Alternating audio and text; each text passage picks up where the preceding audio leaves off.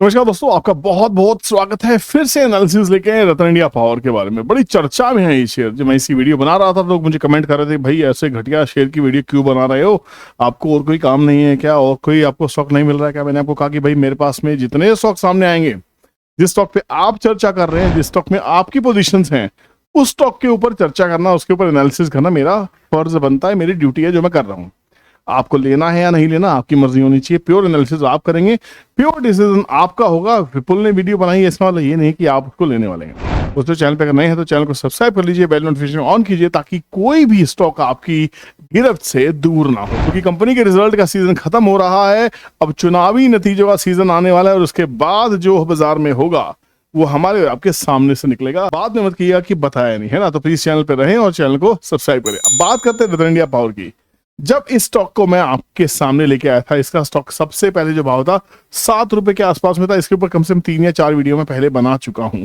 तो ऐसा नहीं है कि कल को आप बोले यार सर्किट मार रहा है अब वीडियो बना रहा है। तो अगर आप उन लोगों में से हैं जिन्होंने सिर्फ थंबनेल को देखा है और कमेंट करने के लिए आ गए हैं, वीडियो नहीं देखी है, तो मेरी दोस्तों रिक्वेस्ट है जाके पहले पिछली 3 से 4 वीडियोस को देखिए। सबसे पहले इस स्टॉक को मैंने आपको इसी रेंज में दिया था जहां पे वो 7 से 9 रुपए के बीच में चल रहा था। उसके बाद लगातार वीडियोस दी हैं।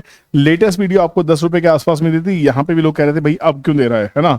10 का माल भी यहाँ पे 15 रुपए 85 पैसे, मतलब मोटा मोटा 50% से ज्यादा की आरओई तो यहाँ से आ गई है। ऑलमोस्ट 60% की रिटर्न आ चुकी है। मैंने आपसे उस वीडियो में जिक्र किया था कि मैंने खुद ने 5 लाख क्वांटिटी इसमें परचेज की थी, जिसमें से 1 लाख क्वांटिटी मेरे पास में अभी भी बची हुई है। पूरे के पूरे नेट प्रॉफिट के शेयर्स मैंने रखे हैं, 4 लाख शेयर्स मैंने बेच दिए हैं। अब आप कहेंगे इतने शेयर्स क्यों लिए थे भाई। मैंने उस समय भी आपको कहा था कि मेरा रिस्क एपेटाइट आपसे बड़ा है, मुझसे बड़ा किसी और का होगा। तो आपके पास जो रिस्क कैपिटल है, जो रिस्क में लगा सकते हैं, खाली उतना पैसा ऐसे शेयर्स में लगाना चाहिए। अब उस समय मैं आपको कह रहा था कि इसमें खेल चल रहा है, इसमें संजीव वसीम जी ने भी वीडियो बनाई है, पर उनसे पहले 4 महीने पहले से वीडियोस मैं बनाता आ रहा हूं, है ना। तो यहाँ पे एनालिसिस प्योर आपका डेटा के बेसिस पे होना चाहिए। डेटा साफ कह रहा था कि भैया यहाँ पे बायर्स आ रहे हैं। अभी भी क्या हो रहा है, अभी भी अगर डेली चार्ट के ऊपर देखें तो अभी भी लगातार बायर्स इसमें बने हुए हैं। और ये सारी चीजें, ये सारा एनालिसिस, मतलब 6 रुपए 7 रुपए से स्टॉक चला। मैंने आपको कहा था ये 9 रुपए जाएगा। 9 के बाद हमने इसको री एनालिसिस के वीडियो बना के दिया। 9 के बाद इसका टारगेट 12 रुपए का था। 12 रुपए 60 पैसे पे मैंने कुछ माल बेचा था। उसके बाद 14 रुपए 40 पैसे पे मैंने कुछ माल बेचा था। उसके बाद मैंने कुछ नहीं बेचा। 16 का टारगेट था, 16 आज हो गया, समझ लिया 15.85 मतलब 16 हो गया। अब इसके बाद का टारगेट क्या है, इसके बाद का टारगेट है 20, 25, 30। और नहीं हुआ तो मेरे पास जितने भी शेयर्स हैं बचे हुए वो सिर्फ मेरे प्रॉफिट के शेयर्स हैं। एक स्ट्रैटेजी बनाई मैंने इसको लेने के लिए। तो आप हर शेयर के लिए एक स्ट्रैटेजी बनाइए। कुछ प्रॉफिट कमाया है आपने ऑप्शन ट्रेडिंग करके या फ्यूचर ट्रेडिंग करके या किसी भी शेयर से, उसका जो प्रॉफिट है उस प्रॉफिट का कुछ हिस्सा ऐसे स्टॉक्स में जरूर लगाएं जो माइक्रो कैप हो, स्मॉल कैप हो, पेनी कैप्स हो, या ऐसे शेयर जिनका भाव कम हो बट वो लाइमलाइट में हो, जो पॉजिटिव लाइमलाइट में हो, नेगेटिव लाइमलाइट में नहीं। अब यहाँ पे खेल क्या था, जो पहली बार रतन इंडिया पावर की वीडियो बना के दी थी, मैंने आपको कहा था 1.35 गीगावाट का इसका थर्मल पावर प्लांट इसका एनसीएलटी में बंद पड़ा हुआ है। खेल ये चल रहा है कि अपना पावर प्लांट खुद लेने वाला है। अगर ये दोबारा बिडिंग खुद करने में कामयाब हो जाते हैं, तो कहा जा रहा है कि शायद 20 के आसपास बिडर इसको बिड कर चुके हैं। हो सकता है आरटीएन पावर अपने इस प्रोजेक्ट को खुद दोबारा एनसीएलटी से उठा ले। और जो डेट है वो कंपनी के ऊपर सिर्फ 500 करोड़ का डेट रह गया है। मैं आपको बता देता हूं, अभी कंपनी ने एक रिजल्ट पोस्ट किया कि 10,000 करोड़ से ज्यादा का प्रॉफिट कंपनी ने किया है। स्पेशल प्रॉफिट है ना, वो स्पेशल प्रॉफिट क्या आप समझने की कोशिश कीजिए।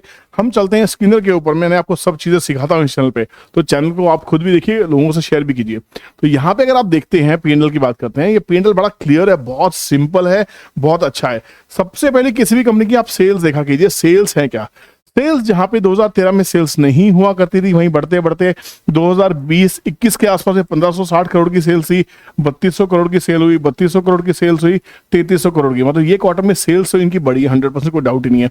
अब बात करते हैं नेट प्रॉफिट की। ये कमाल इन्होंने इस साल कर दिखाया है। इस साल की जो बुक्स क्लोज हुई है 8,897 करोड़ के प्रॉफिट के साथ में।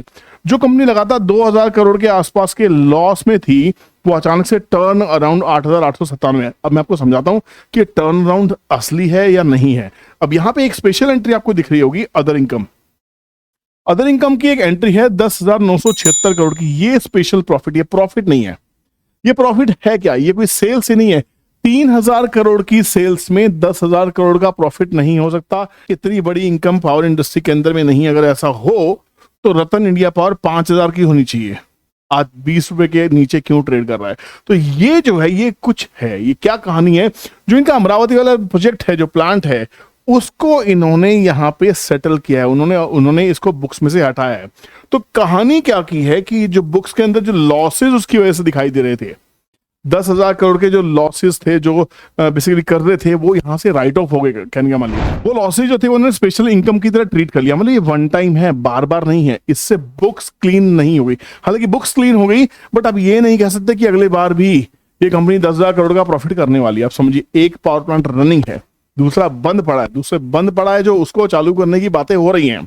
एनटीपीसी भी उस लाइन में है, बहुत बड़े बड़े जो पावर प्रोड्यूसर्स हैं वो सब लाइन में है उस प्रोजेक्ट को लेने के लिए। तो कहीं ना कहीं गेम तो बनता दिखाई देगा, बट इसको समझिए आप, ये स्पेशल प्रॉफिट है, वंस है, एक बार हुआ है, बार बार नहीं होगा। और जैसा मैं जानता हूं, जैसा मैंने इस कंपनी को स्टडी किया है, हो सकता है अगर इसने अपना जो अमरावती वाला जो प्रोजेक्ट है अगर वो नहीं मिला इसको, और अगले साल अगर जो टैरिफ, जो इनके पावर परचेज एग्रीमेंट जो होते हैं, पावर परचेज एग्रीमेंट अगर मान लीजिए नेक्स्ट ईयर हो सकता है कि 50 पैसे 60 पैसे के आसपास में उसकी कॉस्ट कम हो जाए। अगर ये कम होती है तो कंपनी लॉस में खड़ी हो जाएगी, ये कंपनी पूरी लॉस में खड़ी हो जाएगी। तो यहाँ पे गेम क्या है, गेम है कि जो थर्मल पावर प्लांट अमरावती वाला जो बंद पड़ा है एनसीएलटी के अंदर में, अगर ये वापस मिल जाता है तो इसकी जब सेल्स चालू होंगी वो नए पीपीए से होंगी। नया पीपीए हो सकता है 6 रुपए, 7 रुपए, 10 रुपए भी हो सकता है, अपनी मन मर्जी का पीपीए होगा जो एक्सचेंज में माल बेचा जाएगा, रेट पे माल बेचा जाएगा। तो यहाँ पे पैसे बनाए जाएंगे, यहाँ फिर कंपनी टर्न अराउंड हो रही है। अभी मैं इनके जो ओनर है उनसे उनका इंटरव्यू में सुन रहा था, वो कह रहे थे, मिस्टर राजीव रतन की बात कर रहा हूँ मैं, जो एक टाइम पे इंडिया बुल्स ही नाम हुआ करती थी, मैं एक समय पे इंडिया बुल्स में काम कर चुका हूँ, तो मुझे पता है कि राजीव रतन उनके एक प्रमोटर है, राइट, ठीक है। तो राजीव रतन जी ने अभी कहा है कि हम सोलर पावर की तरफ भी बहुत कुछ सोच सकते हैं। जब न्यूज प्रवक्ता ने उनसे पूछा गया कि क्या आप सोलर में आ सकते हैं, तो उन्होंने कहा कि हाँ, हमारे पास एक्सपीरियंस है। रतन इंडिया पावर ने एक समय पे ये सोलर का जो इवेंट था, जो सोलर का जो प्रोजेक्ट था, जो पार्ट था उस कंपनी में, उसको सेल कर दिया गया था, वो कंपनी सेल ऑफ कर दी गई थी। अब वो कहते हैं कि हमारे पास में एक एक्सपीरियंस है, ठीक है, एक्सपीरियंस है, एक्सपीरियंस होना और रनिंग में होना दो बड़े अंतर आ जाते हैं। अब आप कहेंगे, आप ये समझ नहीं पा रहे होंगे कि रतन इंडिया पावर को खरीद के रखना है कि बेचना है। मैंने आपको लेने से पहले भी कहा था कि फाइनल डिसीजन आपका होना चाहिए, बट लेना है तो किस कैपिटल से लेना है, वो आपकी रिस्क कैपिटल होनी चाहिए। मेन कैपिटल से ऐसे स्टॉक्स नहीं लिए जाते हैं, ये समझ लीजिए। हर मामले में देखेंगे रतन इंडिया पावर से जेपी पावर ज्यादा बेटर है, टाटा पावर बहुत बेटर है, अदानी पावर सुपर बेटर है। तो कहानी है कि अच्छे शेयर्स में लगाएंगे पैसा तो बहुत अच्छा ग्रो करने वाला है। ऐसे स्टॉक्स में होता क्या है कि आपको हीट ऑफ द मूवमेंट मिल जाता है, एक मौका मिल जाता है। 10 का माल 16 हो गया, 60% की रिटर्न आ गई, 16 से 20 हो जाएगा, पैसा डबल। आप अपने प्रॉफिट में से प्रॉफिट बुक करते चलो ना, जो बचे उसके लेके छोड़ दो, 2500, 3000, 80 होने दो। कैपिटल दाव पे लगाओगे तो प्रॉब्लम होगी। आप ये हो सकता है कि 10 से 40 हो जाए और आपको फॉर्म हो, यार मैं यहाँ पे अगर 50 लाख लगा देता, भाई साहब मेरे पैसे 2 करोड़ हो जाते, 3 करोड़ हो जाते, या मैं 10 लाख लगाता, ये हो जाता, 2 लाख लगाता। ये सपनों से बाजार नहीं चलता, सपनों से बाजार नहीं चलता। आपको सिर्फ रिस्क कैपिटल ऐसे स्टॉक्स में लगानी है और कुछ नहीं करना। मेरे पास जो शेयर्स बचे हुए हैं, मैंने प्रॉफिट के शेयर्स निकाल के रख दिए। मुझे दिख रहा था कि टेक्निकली एक ब्रेकआउट दिख रहा है, वो टेक्निकल ब्रेकआउट क्या था, एक बार जाके देखो, दोबारा से आपको शो करता हूं। मंथली चार्ट के ऊपर मैंने उन वीडियोस में बहुत ही क्लियरली आपको कहा था, आपको शायद अभी तक समझ में नहीं आया कि भैया यहाँ पे बायर आने शुरू हो चुके हैं, बढ़िया बायर आ चुके हैं। 5/13 का ब्रेकआउट हो गया। अगर 4 रुपए से 5/13 का ब्रेकआउट हुआ है तो कम से कम 4x से लेके 5x तक के टारगेट्स तो होते हैं। 4x बनता है 16 रुपए, 5x बनता है 20 रुपए। तो ये मेरे टारगेट्स थे। ये मेरे टारगेट्स क्यों थे? ये मेरे अपने एक्सपीरियंस की वजह से टारगेट्स थे। मुझे पता है 5/13 का ब्रेकआउट जब मंथली चार्ट के ऊपर होता है, ट्रेंड ब्रेकआउट हुआ, मोमेंटम आया, वॉल्यूम्स आई और ऐसे स्ट्रेंथ दी, भाव आपके सामने है। तो अब इसमें क्या करना है, जो प्रॉफिट के शेयर्स है पड़े रहने दो। अगर आपको अब कैपिटल लगानी है तो भैया सोच समझ के लगाना। हो सकता है 16 रुपए के आसपास में कुछ प्रॉफिट बुक कर लूं, और ऊपर गया तो 20 पे हो सकता है मैं पूरा एग्जिट कर लूं। दोबारा से कहीं अगर ये 16 रुपए या 12 रुपए की रेंज में कभी आया, क्योंकि ये जो प्रॉफिट दिखाई दे रहा है 10,000 करोड़ के आसपास का, ये इसका जो नशा है इस बाजार से बहुत जल्दी उतरने वाला है, क्योंकि रियल प्रॉफिट नहीं है। तो दोस्तों, रतन इंडिया पावर में क्या करना है, उम्मीद करता हूं कि आपको समझ में आया होगा। कमेंट सेक्शन में कमेंट जरूर करें कि आपने रतन इंडिया पावर में क्या किया। और किसी भी तरह की बाइंग सेलिंग डिसीजन लेने से पहले उस स्टॉक को थोड़ा सा रिसर्च जरूर किया कीजिए। चलिए मिलते हैं किसी और नई इंटरेस्टिंग वीडियो में। तब तक के लिए अपना ख्याल रखिए। Keep investing, stay safe, bye bye, जय हिंद।